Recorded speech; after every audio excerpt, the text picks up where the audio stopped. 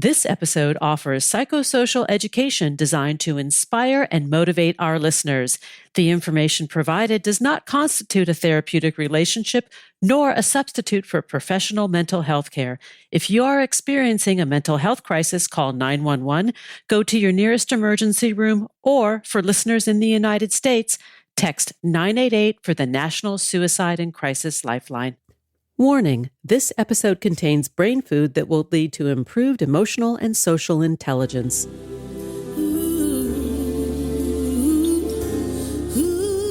Thanks for tuning in to Harvesting Happiness today for a healthy serving of consciously prepared brain food. This is Lisa Cypers Kamen, your host. Since 2010, we've been broadcasting sound ideas for better well-being. Each week, we spotlight diverse thinkers and doers who are contemporary trendsetters and change agents, devoting their lives to creating a better world. I invite you to listen and change how you think about human happiness. Our award-winning content is fresh, optimistic, and purpose-driven media that promotes well-being from the inside out.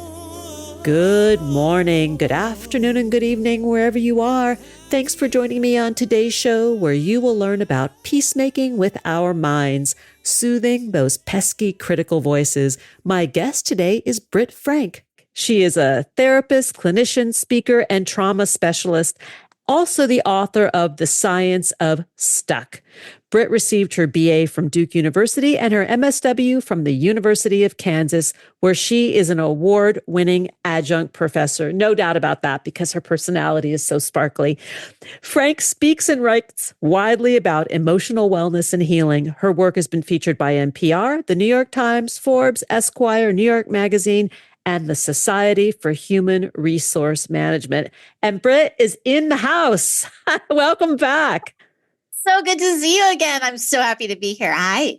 I am so happy to have you back, because the world continues to change and evolve, because we know change is the only guarantee. But when we talk about critics and criticism and the voices in our head and the voices out there in the world, girl, this is timely. Didn't mean for it to be quite so timely, but indeed it is. It is. Okay. So align your mind. Like, tell us how, because so many of us are out of alignment right now.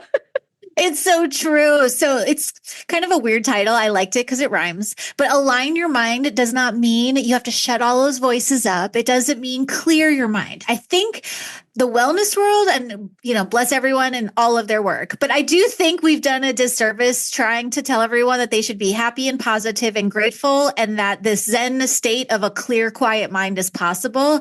Spoiler alert, it's not. Yeah. Oh, yeah. Even from positive psychology guru over here. No, that's a myth. It's not possible. And not so possible. Often the reason we feel so stuck with our brains being out of control is because we don't know that the goal is not to quiet everybody down. It's to align them, meaning they all work together like an orchestra in harmony with a conductor at the helm. Otherwise, it's just a bunch of people making noise. So let me just paraphrase this for the newbies out there. There is a certain radio station that plays in our mind, KFCK. See, I was nice. I'm not going to get zapped. And like what you're saying is, rather than it have it be all the chaos and chatter, you want it to be more of like this melodic presentation. Like we can have the good, the bad, the ugly, all existing in the same space. Yes. And I love what you just said about the radio station. Yes. Because KFCK or WKFCK brought to you. Coming to you whether you like it or not. Your inner critic is broadcasting live. But if you can think of that as one radio station of many, and we actually do have the ability to tune the dials. This is a great I didn't use this metaphor in my book, but you just said is on good. me. You should write that book. That's good. You can just quote me. Yes, but you can, bang your head on the wall trying to get those DJs to be quiet, or you can learn how to change the channel. Right. And who is really in charge here? Like, let's go to that. Like the CEO is the one staring you in the mirror. It's really true. And it sounds corny, but I talk about the inner CEO being in charge of all of those different voices. So you've got the country station and the inner critic station and the imposter syndrome station and the pop station. But the CEO is in charge of what gets played and when. But if you don't know that, then you're going to feel like you're being hijacked by the radio waves and that there's nothing you can do and that they're all out to get you. And when it's wild, bonkers, bananas out there, we need to have a quiet, safe place to retreat. And our minds are not usually the first place we think of when we need quiet space. Because we don't think of that space as the hospitable space or the safe harbor. Like my mind, oh no, don't want to go there because it is chaos. And what you're suggesting is, yeah, there may be some chaos there, but then you can just turn the dial a little bit and do something else. It sounds easy, and I can hear the eye rolls and the fingers typing the emails to me. Well, if it was just so easy, well, then I wouldn't have a job and we wouldn't have a mental health crisis. And we all, myself included, would not be stressed and burned out and largely on like, all of the time. Yeah. But you can't solve a problem if you don't name the problem. And the problem is not that our minds are out to get us. The problem is we're not equipped and we don't have the tools to change the channel. And that's what that book that I wrote covers how to do. And that's why you're here, to set us on the path to alignment. Yes, exactly. Which starts with, you're not the DJ. You are not the listener. You are the CEO of the station. And while there are things that you can't control, the metaphor does start to break down after a while. We've got some rogue broadcasters out there doing. Oh, do we ever? Oh, wow. It's so true. But what if you didn't need to get rid of your inner critic? We're all so busy hating on these parts of ourselves that all of the energy we use to hate them could be used to do other things. And I'm really big on, let's not fight our minds. Let's align them so we can feel better. So let's go back to the inner critic and imposter syndrome, because I actually get this a lot more than I would think people would think about being imposters. Like from people who are in no way, shape, or form an imposter. They worry about imposter syndrome. I'm like, well, I think it's kind of normal. Yeah, it's normal. But like, how could you possibly, you of all people, believe that about yourself? So interesting. Well, part of the problem is that imposter syndrome is called a syndrome. A syndrome is something has gone wrong, right? Like irritable bowel syndrome means there's a problem there, right? Chronic fatigue, all of these syndromes. Imposter, quote, syndrome is not a syndrome. Sorry. Feeling like an imposter, like you said, I've worked with really high achievers in every industry. Everyone has parts of themselves that feels impostery at times. So instead of thinking of it as a syndrome, think of it as a station. I love this metaphor that you came up with, Lisa. I'm running with it. The imposter station tells you you're not ready. They'll think you're a fraud. Who are you to do the thing? Da, da, da, da, da. It's a station in your head, but it's not the only station. And you're not going to turn it off. I have it. You have it. We all have it to a degree. I am less impostery in some areas of my life than others, but I have it too. And so think of it as one of many stations, not the only one that you can listen to. I like that. I do like that. So let's talk about going back to the parts, right? Because that's what this new book is about. Let's talk about our parts, and the sum of all of those parts. So my shticky way of saying this is everybody has multiple personalities. We treat that like it's something strange, but the you and me that are talking right now on the air are not going to sound the same as when we're home with our pets. Like I don't use my dog voice with other humans, especially at work. I'm like, oh, you're such a good boy. Like, I have this whole other personality that comes out when I'm with my little dog. And if we could start to understand that having multiple personality or multiple aspects of our personality, so you don't get tripped out if you hear that, is normal. And rather than feeling like, what's wrong with me, that I'm a total, I can totally dominate in the boardroom, but when I go home for Christmas, I feel like I'm 13 when I talk to my mother. I feel like a really, really competent salesperson, but a complete failure as a parent. It's because we have a whole team of people in our head. The inner Yeah. CEO needs to lead them, not fire them or yell at them or shame them. A competent leader doesn't yell and scream. Well, there are leaders who do that, but a competent leader who Yes. is effective in getting things done doesn't just blow steam. They solution focus and they stick to facts and they don't get all swept up in feelings. And this is self-leadership. You are the president of your minds. How do you want to run the Love show? this. Self-leadership. This is like self-leadership for everyone. For you know? everyone. For everyone. And maybe everyone needs to have a business card they make for themselves.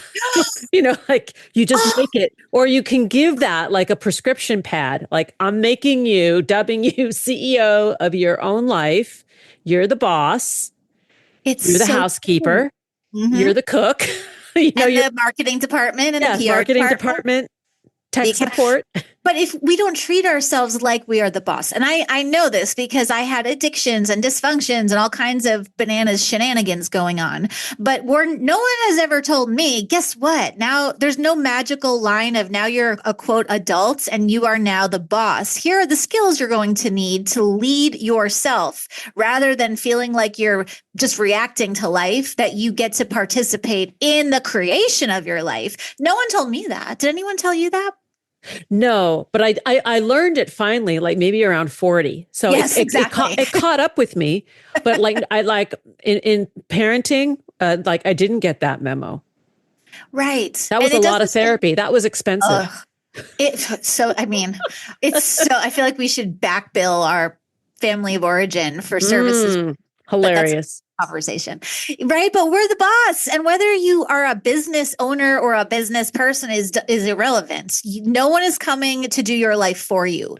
You come into the world, you leave the world, you do your life. Yes, we need other people. Yes, we need support and help and relationships, but ultimately, like no one's coming to save us. We've got to do our lives and take charge of owning. I am the boss here. And what kind of a boss do I want to be? I have heard countless people complaining about horrible bosses, but like, what kind of a boss are you to all the voices in your head? Most people are pretty harsh. Really harsh. Or mamby-pamby, where you kind of, where you're so easy on yourself that there's no movement, no action. Right. And who wants to work for a boss that is that like, sure, do whatever. I don't care if you come in. I don't care if you do your work or not. It's fun for about 5 seconds. And then it is incredibly not. Yeah. Oh, you look tired. It's okay. Just stay on that couch for the whole week. It's okay. That's not great. That's not good leadership. That's not good self-leadership either. No. So we don't want to shame ourselves, but we also don't want to be so permissive that you feel it. It feels gross when you're just indulging all over the place. And I'm not saying be a strict, disciplined, no fun, just work. I'm saying that leadership is a lot like parenting ourselves. We have to have a balance of being tough with love and also being compassionate and understanding and knowing you can't do everything every day for every person at your max. That's just not how human brains are designed. Love that. I like that reminder too, that we are not designed to go at max every day at all hours for everything and everybody. And no is actually okay. And wasn't it like that Jane Fonda said no is a complete sentence, that she finally realized that? There was a podcast interview about a year or two ago. I think Anne Lamott said it, but I've heard it attributed to lots of people, and it's there we go. It's a great sentence. Full stop. No is a complete sentence, and we can even flip it because a lot of people, I think, especially for women, we feel bad, we feel guilty saying no. Well, great, flip it. Saying no to one thing is saying yes to something else, and so if you can reframe it as I'm not telling you no because I'm bad, I'm telling you no because I'm saying yes over here. So if you feel guilty saying no, just find out what you're saying yes to. Oh, I would love to. And I've said yes to this over here. It feels better than no. And it's just as powerful. Yes. Well, that's also like parenting 101 for anybody listening who's had kids. I mean, I did learn this early on from parenting classes to minimize the no, yes, but not now. Oh, that's good. And that's true for ourselves. Yes. Imagine if you said that to yourself, right? I want to buy all the things on Amazon and eat all the things in my fridge and drink all the wine. Okay, well, yes, but you can have that, dear. Not now. Yeah. My sweetheart. Yes. My beloved. lovingly parenting Yeah. yourself into good choices. But self-leadership is also self-parenting. And the Yes. parenting strategy, that's why I tell people, even if you don't have kids, start following parent bloggers who are skilled, because it's the same skill set and toolbox for leading ourselves. Yeah. Oh, that's such a good point. There are some parents out there who are so swift and they may not even have a lot of education. They just know it in their bones, how to do it, how to navigate. And it is applicable to ourselves. You're so right. Yes, the love and logic, the would you like broccoli or green beans? Yeah. I'm giving you the illusion of choice, but Yes. one way or another, you're eating something green. We can do that with ourselves too. Our brains, again, because we're made of parts. I have an inner toddler who would rather eat Burger King and French fries with No. You?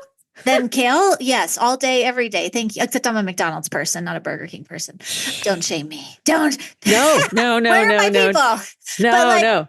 That inner toddler wants junk food because junk food tastes better than kale. And I know not everyone agrees, but that's true for me. So I have to parent those toddler parts of me. I have angry teenagers that don't want to do anything except lay around watching their TV shows that they like or their whatever. Series, binge watching their favorite series. I've got some of those too. Oh, we all do. Inner teens. We don't have to yell at ourselves. Oh my gosh, you're being such a child. You're being so immature. That's not helpful. It's, oh wow, there's my inner child who wants to do nothing but lay in blankets and watch comfort shows and eat carbs. And I have inner teenage parts. Our favorite sloth. Oh, there she is. If we can start with the assumption that all our parts have a value, even the inner critic, a critic who's constructive is going to make you better. The problem is not criticism. The problem is how the criticism is dealt. So if you can change your self-talk to you suck to, you know what, you were really on point there. And here are some growing edges for you. We're going to take a quick break. And then when we come back, we're going to get after it with more Aligning Your Mind with Britt Frank. We're talking about her newest book, Align Your Mind, Tame Your Inner Critic, and Make Peace with Your Shadow using the power of parts work. To learn more, go to brittfrank.com. You can find her on Instagram at Britt Frank. And when we come back, we'll keep talking about peacemaking with our minds. Harvesting Happiness is rooted in science. Our work facilitates applied positive psychology practices through media and consulting. We're committed to sound ideas for better well-being, leading to increased life satisfaction and a better world for everyone. We're not into pseudoscience or quick fixes. We're focused on common sense backed by rigorous research. Healthy critical thinking is the foundation for our discussions. We encourage you to challenge preconceptions and explore ideas with a curiously discerning mind. Collaboration with our guests is united by an inclusive vision to boost resilience, critical thinking, communication, and problem solving through civilized discourse and pleasurable relational engagement for everyone. Each day, we have the intellectual freedom to be happy or the liberty to be miserable, regardless of external circumstances. If you or someone you know is struggling with mental health, please seek support because good psychological health is vital to the achievement of a healthy and satisfying life. Visit harvestinghappiness.com for psychosocial and educational services that boost emotional and social intelligence. And we're back continuing the conversation about peacemaking with our minds, soothing those pesky critical voices. Let's get back to the conversation with my guest, Britt Frank. All right, Britt, just jump right back in because time is precious and there's lots to share. The parts. How do we manage overwhelm? How do we sort of guardrail ourselves from going into that overwhelm place where we feel like we've got to just like get it all aligned right now? Yes, or that we have to vomit and share our feelings about everything. The overshare. The overshare is such a common instinct. Like if I just vomit all of my thoughts and feelings, I will feel better. And that's just not how brains work. And so rather than I need to spill my guts on someone, the better question is, what are my choices? Can I identify just the very act of thinking, what are my choices, will slow a brainstorm, like a bad brainstorm, like a rainy tornado-y brainstorm. When you're overwhelmed, ask yourself, what are 3 choices available to me? You don't have to do anything. Just, I could do this. I could do this. I could do that. And then after you've picked 3, of those 3, choose one, break it into 50 smaller pieces. I call these micro yeses.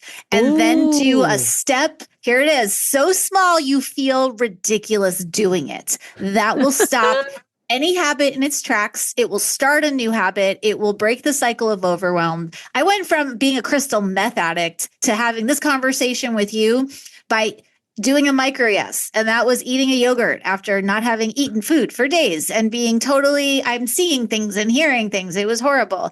I didn't have to fix everything. I needed food. I ate a yogurt. And then that got me to another yes. And then to another yes. Micro yeses are not flashy, but they get the job done.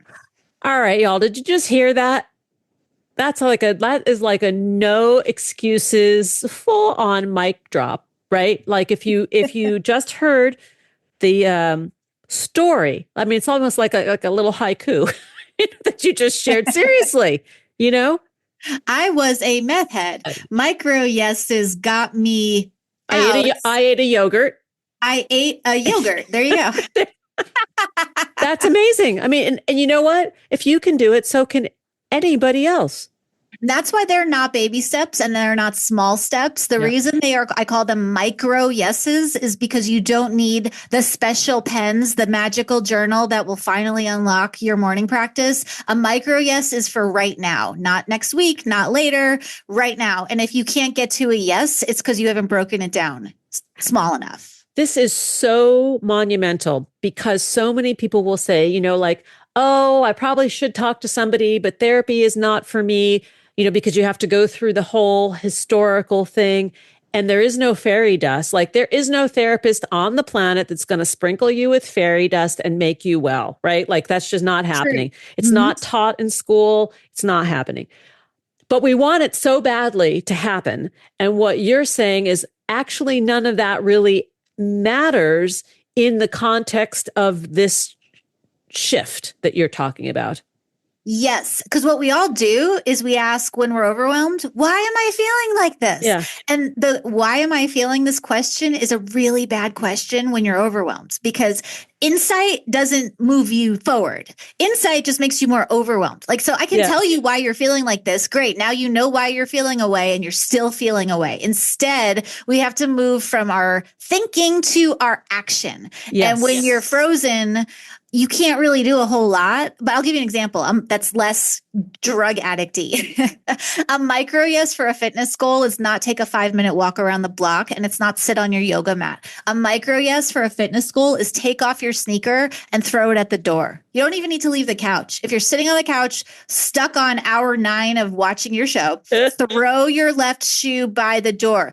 That sounds silly, and it is, but here's why it works. Now that you've done one thing, you've broken your inertia. You've broken that pattern, and now your brain has room to then do another. And micro yeses compound like interest, and they move you forward fast.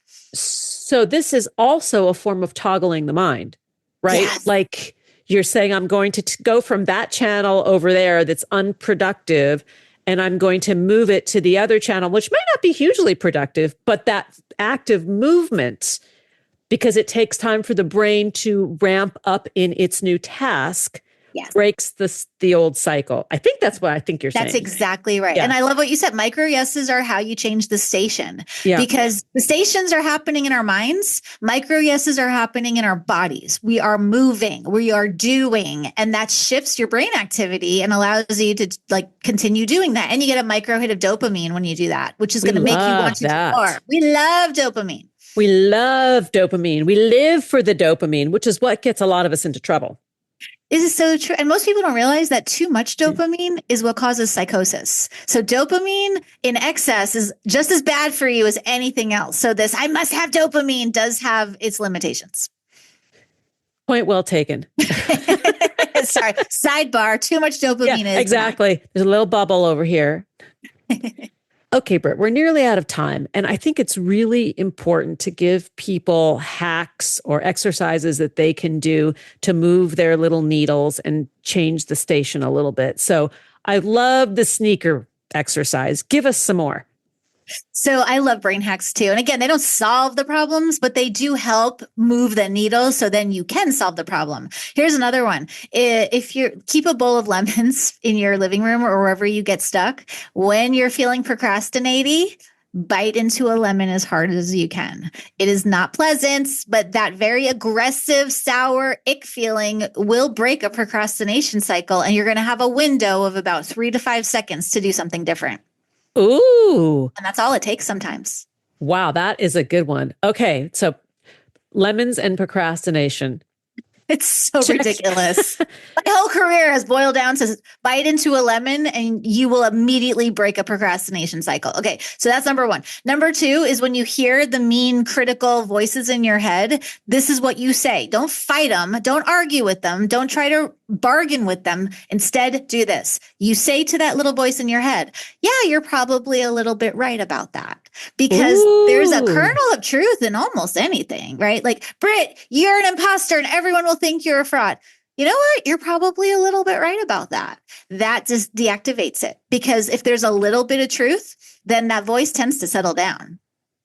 It's like a child that's crying or stamping its feet, right? Like wanting what it wants. Exactly. And what that voice really wants is to be validated, just like all of us. Like we'll yell and scream until we feel like we're being heard. The voices in your head are the same. You know what? You're probably a little bit right about that, inner critic. Thanks. I got it from here. Oh, you're probably a little bit right about that, inner imposter. Thanks. I got it from here. It's a really effective and ridiculous little hack, but it works. Well, it's subconscious attention seeking. Negatively. Exactly. We've got toddlers running amok inside our minds. Yes. You get back. Exactly. But if it's, oh, I see you, I hear you, and you know what, you're a little bit right, then those little parts are like, okay, she hears me. Now I can go back and do whatever. Brilliant. It's so good. It's so good. Okay. More. Give us more. Ice cubes. So if you're feeling anxious, procrastinating, ruminating, if you're scrolling through the news, immediately stick your head in the freezer or put your hands in ice. Or if you want to go really 100%, put your face in a bowl of ice cold water. That does trigger a thing in your brain, which pumps the brakes. So if you're starting to amp up, sticking your head in a bowl of cold water, like ice cold water. You don't have to do a cold plunge. You don't have to get your entire naked body in 30-degree water, but stick your face in ice cold water and you will halt whatever spiral you're on. Again, 3 to 5 seconds is sometimes all it takes between doing a thing and not doing a thing. Well, it's kind of like redirection 101. Right? It's like training a dog and then reward the good behavior. Well, I think we all need an ice cold bath after we watch the news. So, I mean, we might actually need the bath with that. But anyway, that's a whole other podcast. What are some others? Oh my gosh, there's so many. Where to even start? Confuse your brain. Do something that you wouldn't normally do. Like literally stand up and hop on one foot or spin around counterclockwise and pat your head 3 times. Oh, I like that. Sounds silly. But again, our brains are not wired for happiness. Our brains are wired for survival. And so our brains love autopilot and patterns and just getting into a zone, even if it's a bad zone. So anything that you do to confuse your brain, do your morning routine in a different order. Take a different road to work. Listen to a radio station you don't normally listen to. Anything that interrupts autopilot is going to move you forward faster. So be weird. Do something strange.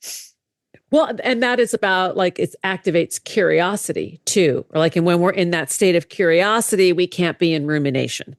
Exactly. You can't be curious and panic at the same time. So if you do something your brain doesn't expect, like all of a sudden yodel or whatever, then it's going to go, wait, what? And in that like gap of, wait, what's going on here? You're going to be able to have more choice power. And really, we want to feel wherever we feel a sense of choice, we're going to feel less reactive and less overwhelmed. So choice is activated through curiosity, is activated through do something weird. I call it snow globing your brain.